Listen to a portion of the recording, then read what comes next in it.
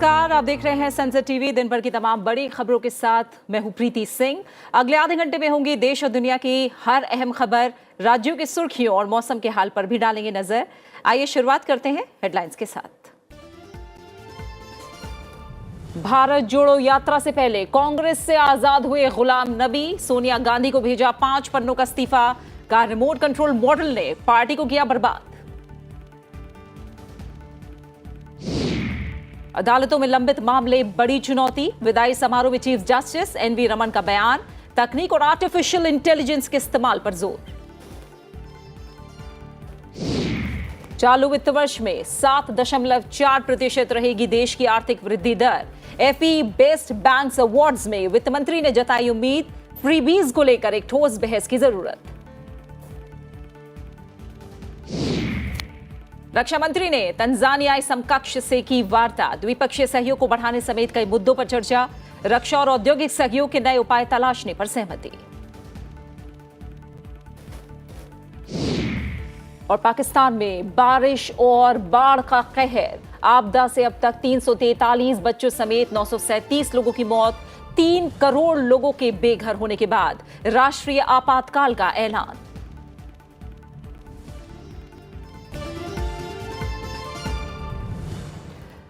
और अब एक नजर उन खबरों पर जो दिन भर सुर्खियों में रही। राष्ट्रपति द्रौपदी मुर्मू ने राष्ट्रपति भवन में एक समारोह में जर्मनी, सूरीनाम सहित 4 देशों के राजदूतों के परिचय पत्र स्वीकार किए।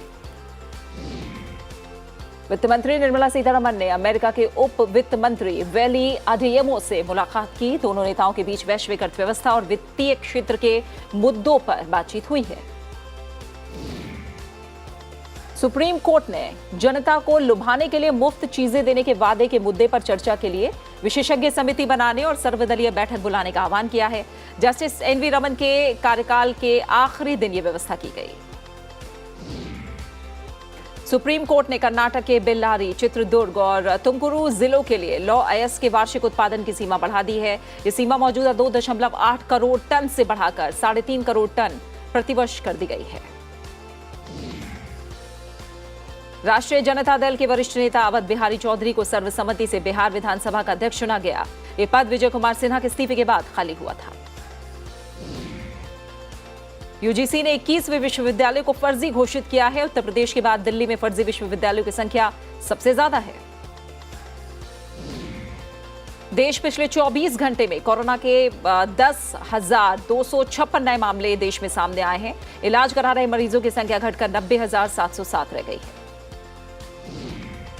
तीसरी वंदे भारत एक्सप्रेस पटरी पर दौड़ने के लिए तैयार है। वंदे भारत ने परीक्षण के दौरान 180 किलोमीटर प्रति घंटे की गति सीमा पार कर ली।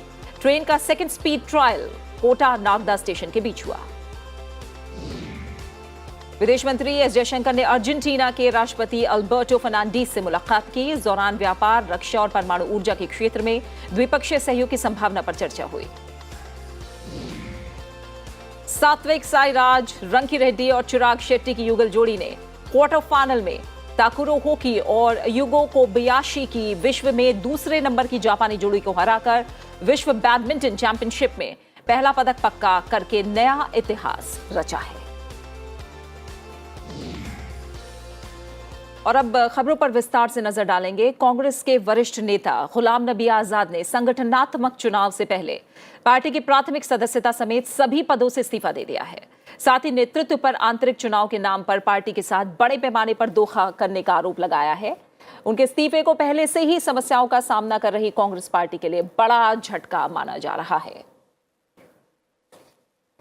गुलाम नबी आजाद ने कांग्रेस अध्यक्ष सोनिया गांधी को भेजे 5 पन्नों के त्यागपत्र में अपनी शिकायतों का सिलसिलेवार उल्लेख किया। गुलाम नबी आजाद ने कहा कि वो भारी मन से यह कदम उठा रहे हैं। उन्होंने पार्टी को पूरी तरह से बर्बाद हो गई बताया और कहा कि कांग्रेस ने राष्ट्रीय स्तर पर बीजेपी के लिए और प्रदेश स्तर पर क्षेत्रीय दलों के लिए स्थान खाली कर दिया है। आजाद ने आरोप लगाया कि यह सब इसलिए हुआ क्योंकि बीते 8 साल में नेतृत्व ने एक ऐसे व्यक्ति को पार्टी पर थोपने का प्रयास किया जो गंभीर नहीं था। उन्होंने पार्टी में संगठनात्मक चुनाव प्रक्रिया को धोखा करार देते हुए कहा कि देश में कहीं भी पार्टी में किसी भी स्तर पर चुनाव संपन्न नहीं हुए। तो ऐसे समय में हम ये उम्मीद करते थे कि गुलाम नबी आजाद साहब जैसे वरिष्ठ नेता कांग्रेस के कार्यकर्ताओं के साथ मिलकर के विपक्ष की आवाज और जनता की आवाज को अपना बल देते। दुख की बात यह है कि वो इस आवाज के अंदर अपना हिस्सा नहीं बनना चाह रहे। ये बड़े दुख की बात है। सुप्रीम कोर्ट के चीफ जस्टिस एनवी रमन ने अदालतों में लंबित मामलों को एक बड़ी चुनौती करार दिया है। चीफ जस्टिस के तौर पर उनके कार्यकाल का आज आखिरी दिन रहा। अपने विदाई संबोधन में उन्होंने कहा कि लंबित मुद्दों के बढ़ते बोझ का समाधान खोजने के लिए आधुनिक तकनीक, उपकरणों और आर्टिफिशियल इंटेलिजेंस के इस्तेमाल किए जाने की जरूरत है। उन्होंने सुप्रीम कोर्ट में सुनवाई के लिए मामलों को सूचीबद्ध करने के मुद्दे पर अधिक ध्यान न दे पाने को लेकर निराशा जताई और कहा कि हम रोजाना सामने आने वाली समस्याओं से निपटने में ही व्यस्त रहते हैं। जस्टिस यूयू ललित देश के अगले चीफ जस्टिस होंगे। वो कल पद संभालेंगे। The popular perception is that the Indian judiciary was alien and quite distant to the general public. There are also still millions of suppressed people who needs judicial help, who are apprehensive to approach the judiciary in times of need. रक्षा मंत्री राजनाथ सिंह ने सेना से सेना के स्तर पर द्विपक्षीय सहयोग को बढ़ाने के लिए तंजानियाई समकक्ष स्टारगोमेना लॉरेंस टैक्स के साथ बातचीत की। चर्चा के दौरान दोनों रक्षा मंत्रियों ने द्विपक्षीय संबंधों को और मजबूत करने के लिए रक्षा और औद्योगिक सहयोग के नए उपाय तलाशे।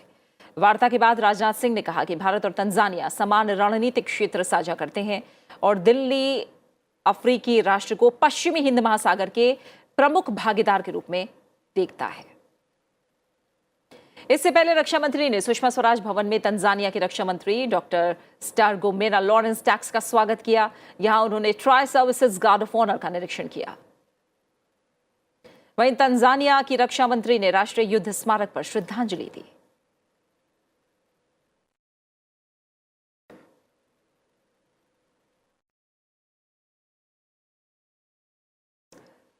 अर्थ जगत से जुड़ी अहम खबर। भारतीय अर्थव्यवस्था वित्त वर्ष 2022-23 में 7.4% की दर से बढ़ेगी। अगले वित्त वर्ष में भी ये रफ्तार बरकरार रहेगी। एफई बेस्ट बैंक अवार्ड कार्यक्रम को संबोधित करते हुए वित्त मंत्री निर्मला सीतारमण ने ये बात कही। उन्होंने कहा कि अंतर्राष्ट्रीय मुद्रा कोष और विश्व बैंक ने अगले 2 वित्त वर्ष के लिए भारत की वृद्धि दर सबसे तेज रहने का अनुमान जताया है। उन्होंने कहा कि मुफ्त के उपहारों को लेकर एक ठोस बहस की जरूरत है। साथ ही उन्होंने इस बात पर जोर दिया कि चुनाव से पहले वादे करने वाले राजनीतिक दलों को खर्चों का ध्यान रखने के लिए बजटीय प्रावधान करना चाहिए, न कि अन्य संस्थाओं पर बोझ डालना चाहिए। वित्त मंत्री ने कहा कि वैश्विक स्थिति लगातार चुनौतीपूर्ण बनी हुई है। जम्मू कश्मीर के उरी सेक्टर में नियंत्रण रेखा पर घुसपैठ रोधी अभियान के दौरान 3 आतंकवादियों का पता लगाने और उन्हें खत्म करने के लिए हवाई और जमीन आधारित संवेदकों समेत नई पीढ़ी के निगरानी उपकरणों और हथियारों का इस्तेमाल किया गया। उत्तरी कश्मीर के बारामूला में सेना ने कहा कि सैन्य सूचना, जम्मू कश्मीर पुलिस और जमीनी स्तर पर सेना के अपने स्रोतों सहित अलग अलग माध्यमों से मिली विश्वसनीय जानकारी के बाद अभियान शुरू किया गया था। जीओसी ने कहा कि जिस क्षेत्र में इस अभियान को अंजाम दिया गया वो बेहद चुनौतीपूर्ण था। Their own teams kept the area under observation so as to check for the remnants of this terrorist group. Thereon, once the area was secured and sanitized, own teams undertook search in the feasible areas within the minefield and recovered 3 killed terrorists along with the weapons and other stores. Supertech के अवैध twin tower apex और सयान को रविवार दोपहर गिराए जाने के मद्देनजर नोएडा का स्वास्थ्य विभाग किसी भी आपात स्थिति से निपटने की तैयारी कर रहा है। अस्पतालों के अलावा 3 निजी अस्पताल भी किसी भी अप्रिय घटना की स्थिति में मरीजों को समायोजित करने के लिए खुद को तैयार कर रहे हैं।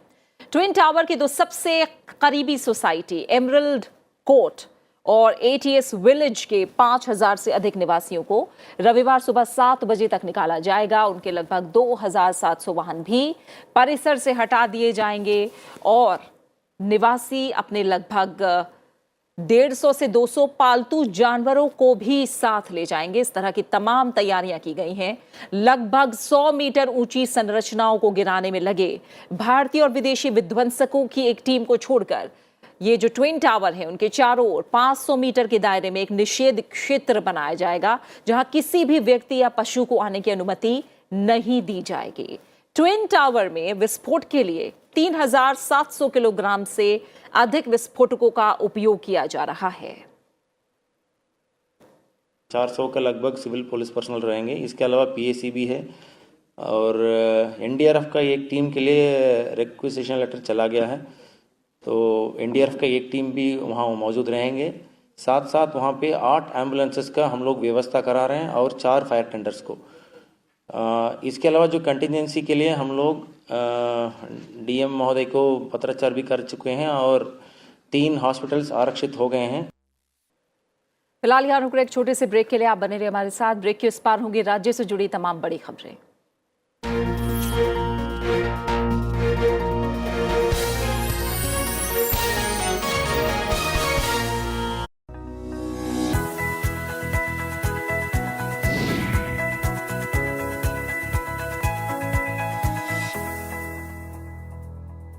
न्यू इंडिया डिबेट में आज बात करेंगे भारत के दवा बाजार की स्थिति की।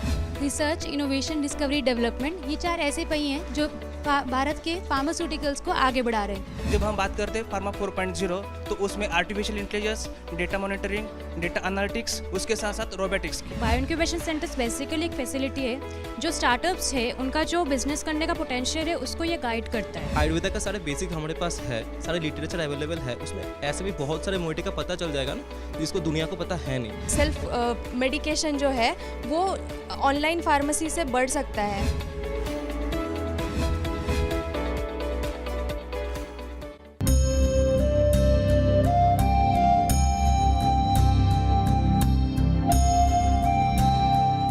India became free 75 years ago. We all know that we have a fundamental rights. But do you know, we have a fundamental duties also. Duty towards our nation, to safeguard public properties and to abjure violence. सार्वजनिक संपत्ति को सुरक्षित रखें और हिंसा से दूर रहें। जय हिंद।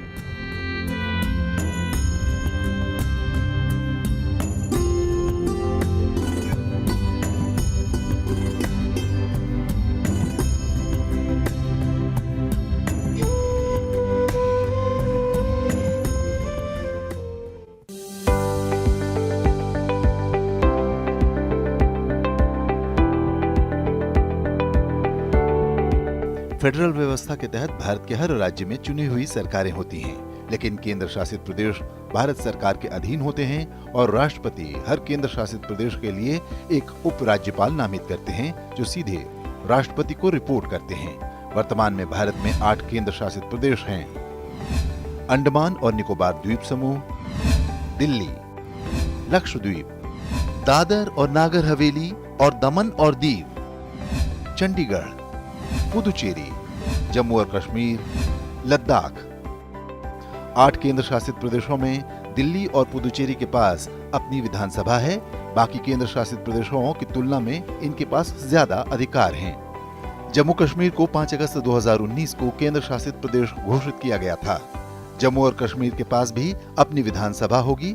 इस प्रकार दिल्ली और पुदुचेरी के बाद जम्मू कश्मीर तीसरा ऐसा केंद्र शासित प्रदेश होगा जिसके पास अपनी विधानसभा और मुख्यमंत्री होंगे। हालांकि केंद्र सरकार ने कहा है कि भविष्य में जम्मू और कश्मीर को पूर्ण राज्य का दर्जा मिलेगा। ये भी याद रखने वाली बात है कि दिल्ली केंद्र शासित प्रदेश और राष्ट्रीय राजधानी क्षेत्र है, लेकिन पूर्ण राज्य नहीं है। जनसंख्या की दृष्टि से देखें तो सबसे बड़ा केंद्र शासित प्रदेश दिल्ली है, जबकि सबसे छोटा लक्षद्वीप।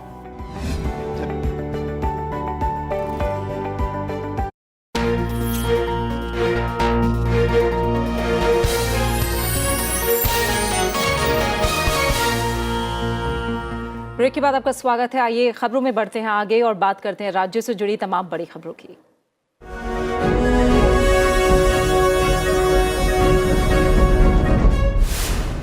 प्रधानमंत्री नरेंद्र मोदी कल से गुजरात की 2 दिवसीय यात्रा करेंगे। प्रधानमंत्री इस दौरान 2001 में भुज में आए भूकंप के पीड़ितों के लिए निर्मित स्मारक स्मृति वन और अन्य परियोजनाओं का उद्घाटन करेंगे। साथ ही कुछ परियोजनाओं का शिलान्यास करेंगे।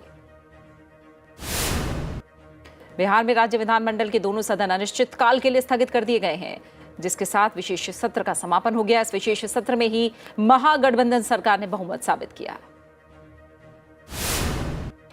दिल्ली विधानसभा के उपाध्यक्ष राखी बिरला ने बीजेपी विधायक अजय महावर समेत सभी 8 बीजेपी विधायकों के खिलाफ कार्रवाई की। बीजेपी विधायकों को विशेष सत्र के पूरे दिन के लिए मार्शल की मदद से बाहर निकाल दिया गया। उत्तर प्रदेश के मुख्यमंत्री योगी आदित्यनाथ ने मेरठ मंडल के अधिकारियों और जनप्रतिनिधियों के साथ बैठक करके विकास कार्यों और कानून व्यवस्था की समीक्षा की। उत्तराखंड के मुख्यमंत्री पुष्कर सिंह धामी ने जौलीग्रांट हवाई अड्डे से देहरादून और अल्मोड़ा पिथौरागढ़ के बीच हेलीकॉप्टर सेवाओं का उद्घाटन किया। शिवसेना अध्यक्ष उद्धव ठाकरे ने मराठा संगठन संभाजी ब्रिगेड के साथ पार्टी के गठबंधन की घोषणा की है। हरियाणा की बीजेपी नेता सोनाली फोगाट की संदिग्ध मौत के मामले में पुलिस ने 2 लोगों को गिरफ्तार किया है। हरियाणा में आज उनका अंतिम संस्कार किया गया। असम के बोगईगांव जिले से एक व्यक्ति को गिरफ्तार किया गया है जिस पर अलकायदा के भारतीय महाद्वीप स्थित संगठन से जुड़े होने का आरोप है।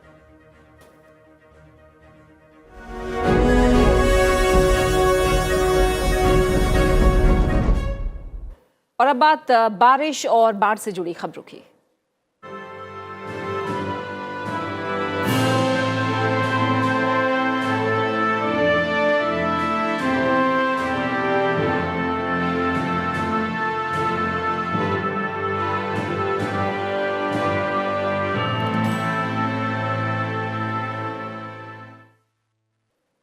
सबसे पहले बात राजस्थान की, जहां बारिश के बाद भी बाढ़ जैसे हालात बने हुए हैं।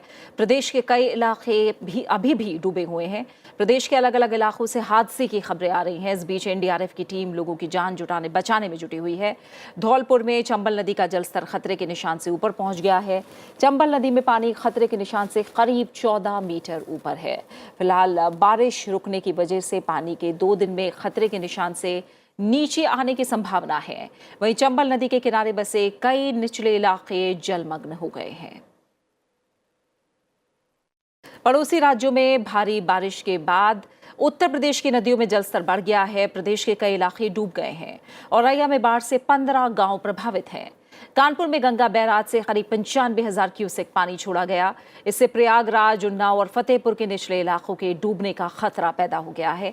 इन इलाकों की स्थिति पहले से ही खराब है। प्रयागराज में गंगा यमुना का पानी खतरे के निशान के पास पहुंच गया है, जिस वजह से राजापुर, बघाड़ा और दारागंज के इलाकों में जलभराव हो गया है। कानपुर से पानी छोड़े जाने के बाद यहां के लोगों की चिंता काफी बढ़ गई है। निचले इलाकों में जलभराव होने के कारण लोगों को परेशानियों का सामना करना पड़ रहा है।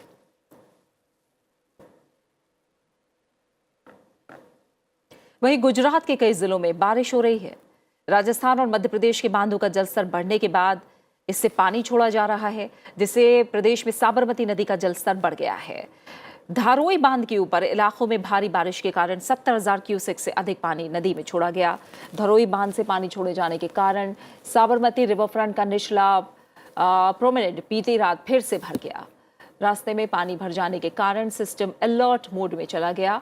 साथ ही दमकल विभाग को भी तैयार रखा गया है। वहीं ओडिशा में महानदी और सुवर्णरेखा नदी में दोहरी बाढ़ के कारण करीब 100 गांव अब भी जलमग्न हैं। 14 बाढ़ प्रभावित जिलों में कुल 10 लाख लोग आपदा के कारण प्रभावित हुए हैं। राज्य में पिछले 15 दिन में डायरिया और दूसरी बीमारियों के लगभग 900 मामले सामने आए हैं। डायरिया से सबसे ज्यादा प्रभावित कोरापुट और रायगढ़ इलाकों में फिलहाल स्थिति नियंत्रण में है।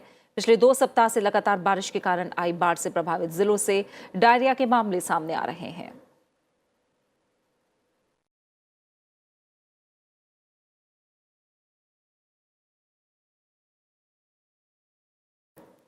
लोकसभा अध्यक्ष ओम बिरला हेलीफैक्स में आयोजित 65वें राष्ट्रमंडल संसदीय सम्मेलन में हिस्सा लेने के बाद कनाडा से रवाना हो गए हैं। कनाडा के हेलीफैक्स में रह रहे भारतीयों की ओर से आयोजित अभिनंदन कार्यक्रम में उन्होंने कहा कि नया भारत नए लक्ष्यों के साथ आगे बढ़ रहा है।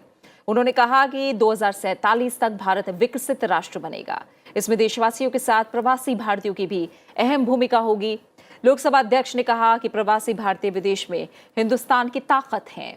प्रवासी भारतीय विदेशी सरजमी पर बदलते भारत की तस्वीर प्रस्तुत कर रहे हैं। लोकसभा अध्यक्ष ने कहा कि विदेशी जमीन पर भी प्रवासी भारतीय विविधता में एकता के प्रतीक हैं।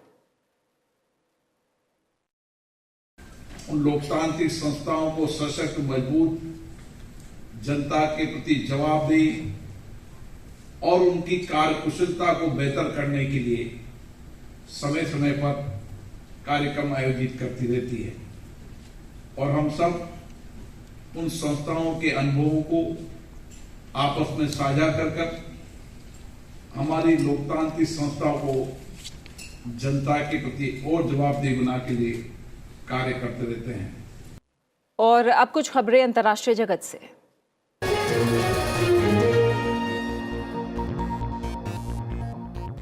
पहली खबर पाकिस्तान से, जहां सरकार ने देश में बारिश के कारण आई बाढ़ में अब तक 347 बच्चों समेत 937 लोगों की मौत और कम से कम 3 करोड़ लोगों के बेघर होने के बाद राष्ट्रीय आपातकाल की घोषणा की है। सिंध प्रांत में बाढ़ और बारिश से संबंधित घटनाओं में 306 लोगों की जान जा चुकी है। मॉनसून के मौजूदा मौसम में बलूचिस्तान में 234 लोगों की मौत हुई, जबकि खैबर पख्तूनख्वा और पंजाब प्रांत में 185 और 165 लोगों की जान गई।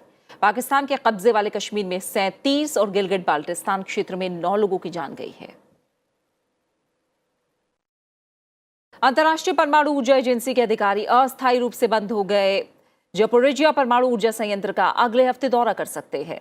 यूरोप के सबसे बड़े परमाणु ऊर्जा संयंत्र की एक ट्रांसमिशन लाइन आग से नष्ट होने के कारण क्षेत्र में बिजली गुल हो गई थी। देश में परमाणु हादसा होने का खतरा बढ़ गया है।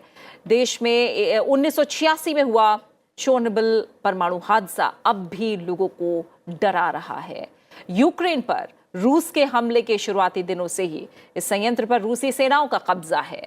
यूक्रेन ने आरोप लगाया है कि मॉस्को की सेना ने संयंत्र को अपने कब्जे में रखा है और उससे हथियार रखे जा रहे हैं। वहीं मॉस्को का आरोप है कि यूक्रेन संयंत्र पर लगातार हमले कर रहा है। सुखोई लड़ाकू विमान ने एक बार फिर विदेशी आसमान में ताकत दिखाई है। IAF Su-30 MKI fighters jet pitch black युद्धाभ्यास में शामिल हुआ। ऑस्ट्रेलिया के आसमान में सुखोई ने शक्ति प्रदर्शन किया है।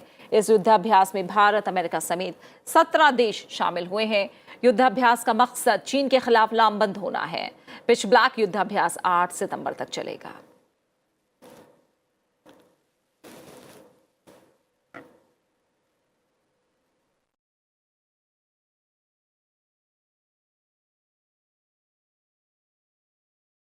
और इसी के साथ फिलहाल इस बुलेटिन में इतना ही। जाते जाते आपको छोड़ जाते हैं अहमदाबाद में बने अटल ब्रिज की तस्वीरों के साथ, जिसका प्रधानमंत्री नरेंद्र मोदी 27 अगस्त को उद्घाटन करने वाले हैं। आप देखिए तस्वीरें और अपना अच्छे से ख्याल रखिए। फिलहाल मुझे दीजिए इजाजत। नमस्कार।